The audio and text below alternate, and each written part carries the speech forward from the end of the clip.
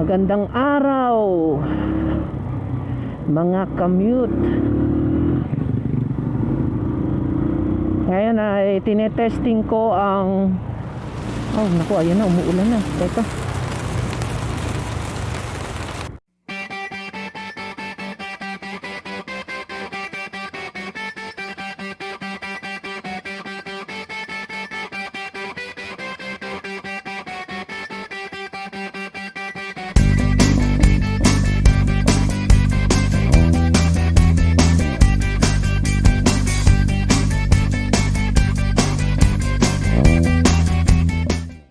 Welcome to my channel.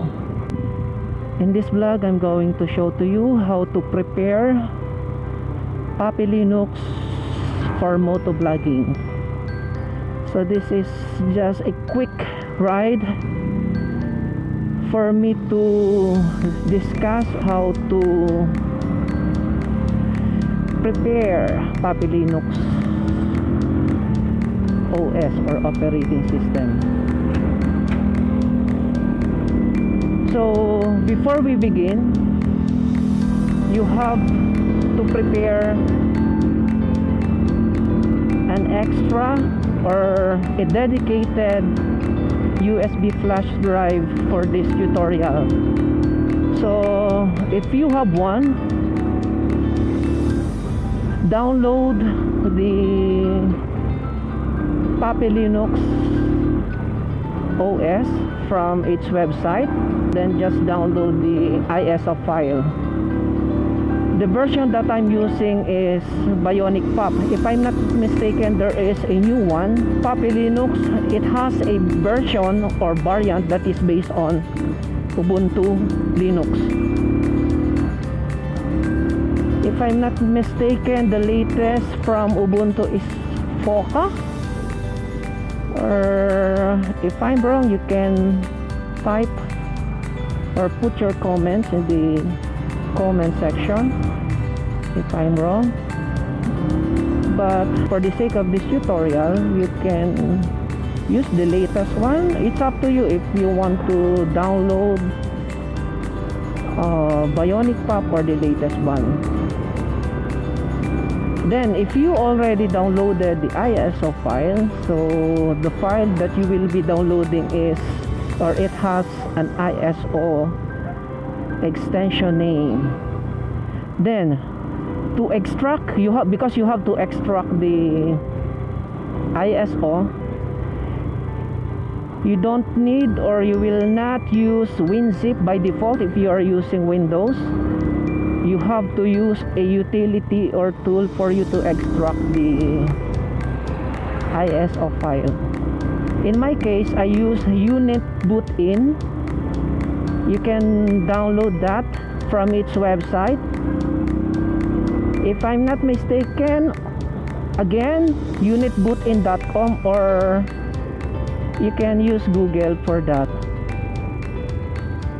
Or if you're using Linux OS, rather GNU Linux, that is the right term for that, because Linux is just a kernel or part of the part of its operating system.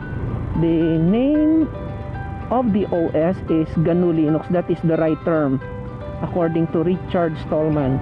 In FOSS community, they just simply call it Linux. Now, if you have already downloaded the utility or the tool, I suggest you use Unetbootin, because there is another one which is universal USB installer. But I recommend Unetbootin because it is cross-platform. You can install that through Linux or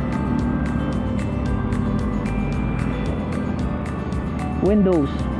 Now, if it is already downloaded,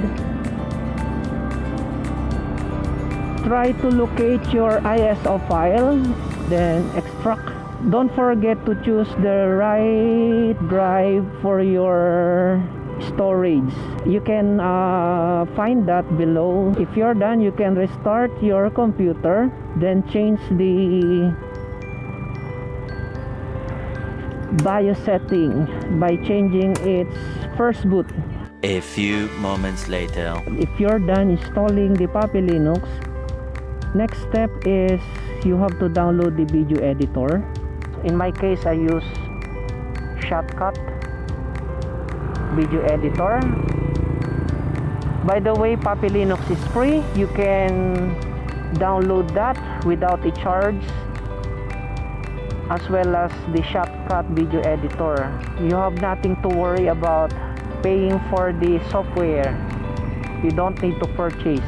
That is the advantage. Those two programs are totally free. By the way, Puppy Linux is an operating system just like Windows, and the video editor, that is very important for us to edit our videos in motovlogging. Then by default, you can use MtPaint. That is the default image editor of Puppy Linux. I use that for cropping, changing the size of the image. Those are the basic ones. Now for the ShotCut, you will just download the file. It is only one file. In Linux, just simply download the image file. It is already executable. If not, you have to make it executable. Now in Windows, there are two versions. First is you can download the installer. It can be 32-bit or 64-bit. So in Windows, it has an installer and a portable version. It's up to you. If you want to install that, choose the installer. If not, if you want a portable one, just download the portable version.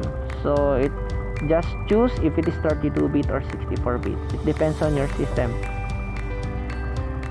So we're done. So let's go.